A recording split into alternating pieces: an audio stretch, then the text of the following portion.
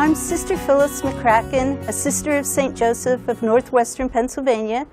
I'm the President and CEO of St. Mary's Home of Erie. Today we're going to take a tour of St. Mary's, and hopefully you will get a flavor for our faith-based Catholic healthcare facility. St. Mary's was founded in 1884, 130 years ago, by the Sisters of St. Joseph. The Sisters of St. Joseph are a religious community of women who were founded in Le Puy, France in the 17th century, came through Carondelet, and came to Erie at the bequest of Bishop Joshua Young. Bishop Young asked the sisters to come to Corsica, Pennsylvania, to start what was then a small school. Eventually, they worked their way to the Diocese of Erie and began St. Vincent Health Center. And this was the period of the Civil War. And so there was a need for the widows of the Civil War to be cared for. And St. Vincent was becoming full of these people. And the sisters, looking at their mission of unity of neighbor with neighbor and neighbor with God, decided to embark on a long-term care facility, which we now call St. Mary's Home of Erie. The sisters had an orphanage in Erie, and the orphanage was overcrowded. And so when they opened St. Mary's, they opened to a handful of seniors and a few orphans. Eventually, the orphanage was, a new orphanage was built, and the orphans moved out. But we, I'd like to say, had an intergenerational program before it was a fad. This is important, and it's been a continuing part of St. Mary's Home, intergenerational programming with children and seniors. We are a full continuing care retirement community. We consist of the East Campus, which is where I'm located right now, and in 2001, we embarked upon St. Mary's at Asbury Ridge. That is an 80-bed skilled nursing facility, along with a 164-bed independent living and personal care area, along with included in that is a 16-bed Alzheimer's specific personal care neighborhood. We also then expanded that area to 26 carriage homes, which are totally independent housing and independent living. Here at the East Campus, we consist of 100 skilled nursing facility beds, a 39-bed nursing facility Alzheimer's specific neighborhood, and a 139-bed personal care independent living facility, along with a 49-client adult day care center. On our campus here at the East Side, we also house Mercyhurst Child Learning Center, which, as I stated before, allows us to have a lot of intergenerational contact with our residents.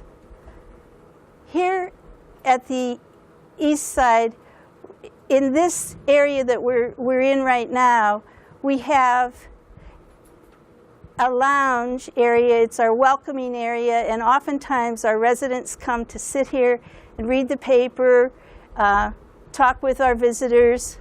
You can see that our reception desk is always, we have an employee at that desk, and what we like about that is the interaction immediately with the visitors and with the residents, rather than some computerized phone answering. And we feel that that's a very important part of who we are, to give to people dignity and to give to them the personal care and person-centered care, the person-centered welcome to our facilities. Both of our facilities have a live person at our switchboard, and that's very important to us. I hope that as we continue on this tour, you will see the evidence of our person-centered care, and you will see the evidence of our mission of loving to care and building an atmosphere of community, which harkens back to that original mission of the Sisters of St. Joseph, our sponsors, whose mission, again, is unity of neighbor with neighbor and neighbor with God, without distinction. This is the original stained glass window of our original chapel here at St. Mary's East. We were fortunate to be able to save this window, and our board really took great pride in being able to place it in this 1980s addition to our residential area and our human resource office area. I think it harkens back to what we're all about: faith-based Catholic health care. And it's important for us to preserve our history, and this is one way we've been able to do that. In this area, we also have a lounge for our residents. We also have a front desk. This is the main entrance to the residential area, and so we have a personnel member here to greet our residents, and also as a safety concern to know who is coming and who is going in our facilities. Over here, we have our gift shop. This gift shop serves our entire facility. It's very nice to be able to offer people cards, snacks. We have St. Mary's memorabilia, and then personal care items that they might not be able to get out to purchase on their own at some given time. And so we try to keep a small stock of that available for them. We're sitting here in Mary Ann's room, which is a typical personal care independent living room. And as I alluded to before, some of these rooms the residents have made as homey as possible, and they have their own furniture, or if they are not able to have their own, we can provide it for them. And here Mary Ann has her own refrigerator, her own microwave, her TV, and as you go back further, her bedroom area, and this beautiful lounge area and bathroom. All of our personal care areas and independent living are private rooms. In fact, every room that St. Mary's has throughout our continuing care retirement community is private. We've been able to do that, and we're very proud of that. That gives people independence, dignity, and privacy, and we're happy with that. Maybe Mary Ann would like to talk a little bit about her experience here at St. Mary's. Oh my goodness. When I first came in here, of course, everything was so different. And trying to find your room, which is somewhere else. But eventually you get to your room and you make it your own. And day-to-day living in it, it's all right. It's great. This is one of our activity spaces for our residential living personal care residents here at the East Side. We have our newest activity, and we wanted to name this activity. It's a computerized activity program, and so we decided to name this Joey. Now, isn't that cute? Joey. We had some people suggest names. That was one of them, and we had a contest, and it won. Joey's a very friendly name, and also it relates back to the Sisters of St. Joseph, our sponsors. And you can see from this page, today there's something available for an individual resident. There's music, TV, and films available. You can go on an interactive travel to various places. Lifelong learning, some courses. Veterans Day is coming up, so you can see that can be highlighted, and we'll do that. stay connected to friends and family, games and puzzles. We're big on, I think The Price is Right, we're very big on around here right now. Health and wellness for exercise, reminiscence, sports. There's a spiritual staff tools, therapy, and a memory coach to help us keep our cognizance up. And just for an example, for spiritual, you can get spiritual music, videos that you could meditate with. Sermons are available, faith groups. You can go into the Bible, spiritual trivia, something on faith, and then different spiritual websites. So there's a lot that this can do, and this is just a really cursory look at this. We're able to have our own landscaping department here at St. Mary's. Because we're so large, we have 514 residents, and so between the two campuses, we're able to support a full-time landscaping department.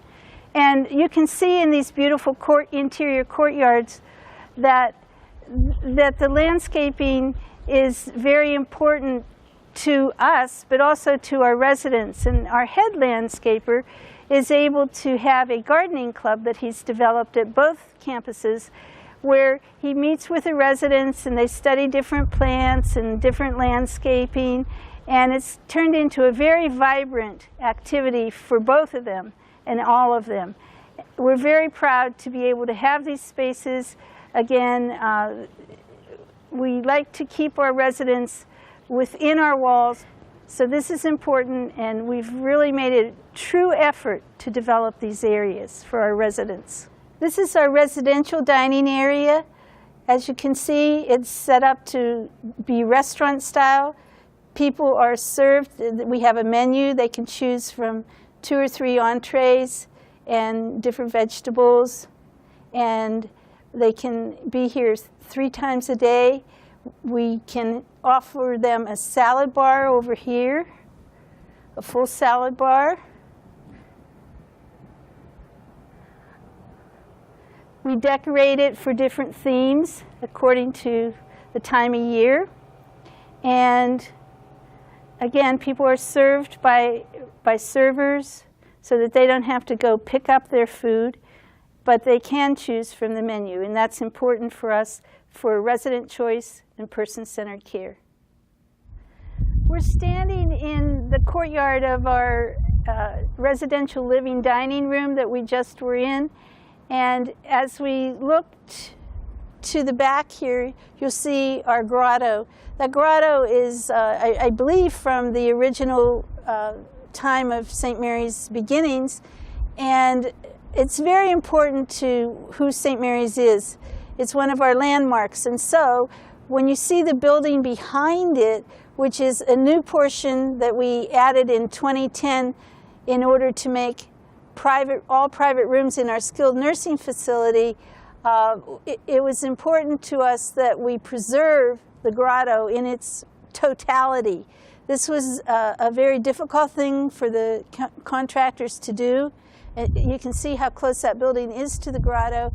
And so in order to preserve part of our faith history here at St. Mary's, they worked with us and with our architects, Noker and Hall, to be able to preserve it. And they did a great job, and I'm very proud to say that the grotto looks and is exactly as it was before. One of the things that we found as people age, their spirituality is just as important, if not more important to them, as it was in their earlier years. And so people hearken back to what they knew. We're standing right now in the Gallagher Center Alzheimer Dementia Chapel. This is on our first floor of our Gallagher neighborhood. And what we found was, as we were developing this center, that it was important for us to have a chapel. And so what we do is we bring our residents down into this chapel for prayers and for Mass. And it's amazing. They do not get up, in most cases, and wonder. They retain the spiritual dimension of their life, and it's very important to them. And when Mass or the prayer service is over, they're ready to go back upstairs to their home environment. And so we're happy that we were able to do this. It gives them a time to get off of the neighborhood, but also a time to really center in on what's important for their spiritual health.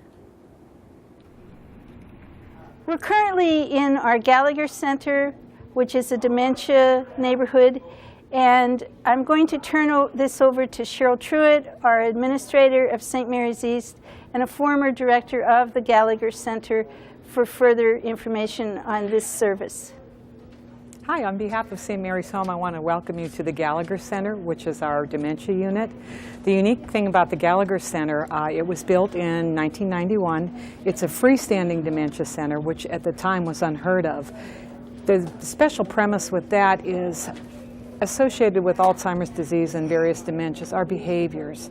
And previously the mode of caring for those persons was medication to control the behaviors, restraints. By building a freestanding building, the accoutrements at the building make the behaviors manageable. One of the most hallmark behaviors of dementia is the wandering. Here we have a wander track that was built specifically to accommodate that behavior. So the whole premise of this unit is to not try to change the behaviors, but to make the behaviors acceptable by modification of the environment. And along with that, and with our mission, to also to remember that these folks have given up the greatest gift, and that is the gift of cognition that they have sacrificed. Okay, right now we're in a typical resident room. Residents are encouraged to bring in a home-like environment, encouraged to bring some of their own possessions in. As you can see here, it's decorated up very individually to our lady here. One thing that, when I mentioned before about structurally, in each resident room, the blinds are in between panels. And the reason for that is, once again, with dementia, you no longer understand that those horizontal blinds are things to hang your towels and clothing on. So we found out that was very wise to put these in where they can still adjust the sunlight but not be misused. Incontinence is also an issue with dementia. They forget what that urge means and what to do about it. The way that the rooms are positioned, all the heads of the beds will look toward a bathroom. When you wake up at 2 o'clock in the morning with that urge that you can't identify, you'll get that visual cue. Oh, bathroom, that's what I need to do, is get up to go to the bathroom. Another premise that they had at the time that this building was designed and built is, you see there's a curtain across the door. There was the thought process that you would be more inclined to peek behind a curtain, but a closed door meant keep out. So once again, it's encouraging to be able to fulfill your toilet needs. Outside of each room is a glass case that we refer to that as a memorabilia cabinet. And we encourage families to bring things in and put them in the memorabilia cabinet that capture the essence of that person. This disease very much depersonalizes people, and the person that you see walking around or living in this room often doesn't bear resemblance to the person that they were throughout their life. So once again, it helps the staff, it helps other visitors, and most importantly, it helps the family understand that we still recognize that person for all their accomplishments and all that they were to everyone throughout the years, and not let this disease rob them of everything. There are very neutral patterns. The floor patterns are very neutral, as you can see. Once again, there are a lot of visual and perceptual difficulties associated with Alzheimer's. There are no, for instance, loud wallpaper borders or anything like that that could be misinterpreted as items crawling on the wall. We do, in addition to having the Gallagher Center Dementia Unit at the East Campus, we also have one personal care area at the Asbury Ridge Campus, and that's for a little bit more of a higher functioning Alzheimer's. The other thing with this center is we recognize, along with trying to modify the environment to handle the behaviors, we have an activity program that goes from 8 in the morning until 8 at night. And that program is very carefully structured to provide cognitively appropriate activities for these folks that they can enjoy but not get overstimulated to the point where they would be having what we call catastrophic reactions, and you see those behaviors emerge, those feelings that they can't control. As we were speaking to before, among the carefully planned strategies for helping to the folks to cope with the dementia process, placed along the wander track are these called interactive art. And they're artwork that was specially commissioned, and they have a variety of textures. This one has fabrics, it has oil painting, it has gravel, different types of gravel, because Alzheimer's disease can be a very sensory-oriented, where they love to touch and feel, and this is something that occupies and keeps you on the wander track as they move about throughout the day. The scenes are all to depict scenes that were part of their growing up here in the Northeast. It's all scenes to evoke something from their childhood, which draws them to it. And once again, it keeps them busy with the touching and feeling. In keeping with having the ability to let these folks walk ad lib and not be frustrated by encountering the end of a hallway or locked doors, the wander track has a continuum outdoors in a fenced-in courtyard, and the folks can come out here ad lib and just walk and enjoy actually the beautiful landscaping, and that once again is a piece of work. All the plants out here are very carefully chosen because they have to be non-toxic. Just in case somebody would decide to eat a plant, we don't want any problems. So the plants are very carefully chosen for their, not just their beauty, but for their appropriateness for this area. The residents have picnics out here during the summer, sit out here with loved ones, just enjoy the outdoors in general. And as I said, it's an extension of that indoor wander track where once again you don't need to restrain someone or medicate someone to control that wandering tendency. We give them the environment that they can do so safely. Hi, welcome to our therapy department. We have a state-of-the-art therapy suite. At this point, long-term care has changed to a lot more rehab level. We have a lot of folks that rehab and are able to return home, and we provide the equipment necessary to accomplish that. Parallel bars for helping folks to get up after perhaps a broken hip and be able to walk again. Once again, a step to go home. We have physical therapy. We have occupational therapy. Over here you can see the mock kitchen, that you can return to all those activities of daily living that you need to enable you to go back and resume your life in your own home. Stairs, not a problem.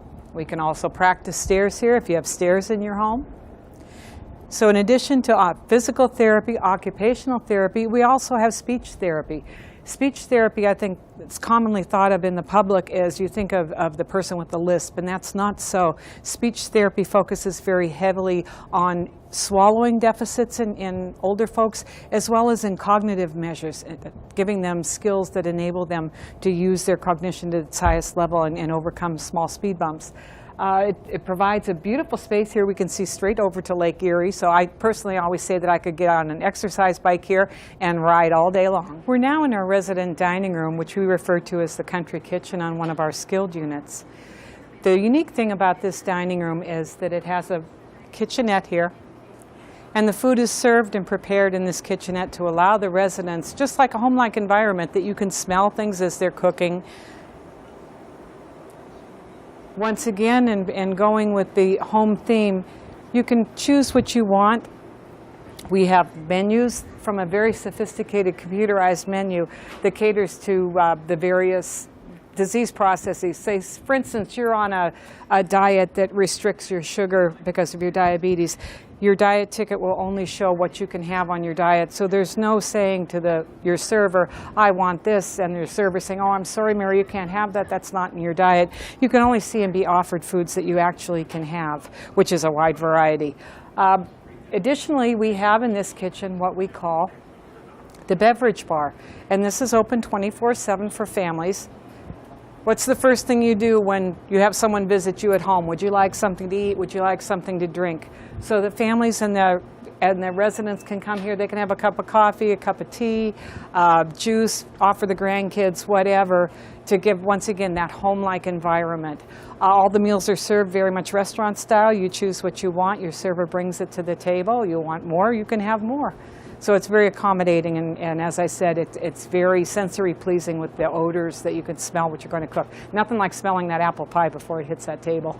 This is just one of our 3 hair care areas, and we offer services to men and women alike for cuts, curls, perms, and want to keep everybody looking and feeling beautiful.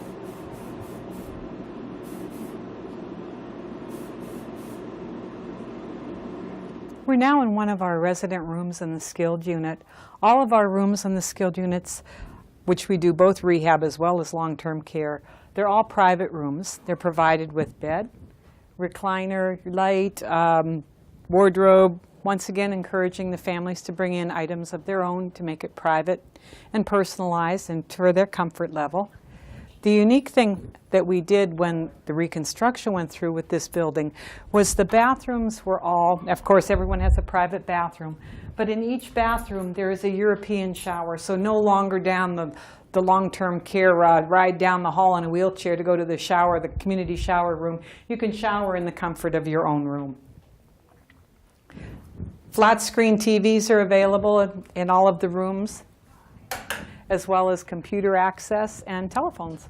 My name is Scott Leitner, and this is my mother, Winona Leitner, and the house dog here at St. Mary's, Dexter. Mom has been here for a few years now at St. Mary's, and we come to visit her quite often, and she enjoys herself very much here, and there's a lot of activities for her. And she has grown fond to Dexter, the dog, so it gives her a good home feeling of having him around and all the residents and so forth. She participates in a lot of the activities here. Often I come and I see her in the day room, and she's playing table bowling to the Trivial Pursuit type things and crocheting. And just walking around too. They have a beautiful garden area there that, weather permitting, we get a chance to go out there. She can get some sunshine, and she enjoys just sitting out there and looking at the flowers. Hello, my name is Dr. Dorothy Candib, MD. I'm the medical director of St. Mary's East, which consists of a skilled nursing facility and a specialized inpatient dementia care unit. My goal is to work with my team, which includes other doctors and nurses, social workers, nurses' aides, activities people, and the entire administrative team at St. Mary's to provide the most comprehensive care for individuals who are coming to us after hospitalizations or for long-term care. Each patient receives a thorough evaluation by myself, as well as all of the members of the team, and then we work together to define the goals that we want and that the patient wants, and to work toward those goals so that the patients and their families get the outcome that they wish as much as possible, and also the support and care that they need along the way. We'll conclude our visit today in St. Joseph's Chapel here on the East Campus. We have a balcony where the residents from the second floor skilled nursing facility are able to be taken directly to that balcony, and they overlook the chapel, and yet they're in the chapel. And in addition, we often bring our residents from our third floor skilled nursing facility down into the body of the chapel, along with our residential residents. We have a full-time Catholic chaplain here at St. Mary's East, Father Joe Wardansky, and a full-time Catholic chaplain at our Asbury Ridge campus, Father Bill Fisher. We're very fortunate to have these priests, and we're happy that we're able to have Mass daily for our residents. We also have ecumenical services here on the East Campus, and this afternoon, in fact, we'll even be having, I believe, a exposition. I hope that today you've gotten a flavor of St. Mary's Home of Erie and long-term care, Catholic long-term care, and faith-based long-term care in Pennsylvania. And I also hope that you've had a chance to see our residents, our family members, our physicians, and our very valuable and committed employees as we've walked through the halls of St. Mary's. Thank you again.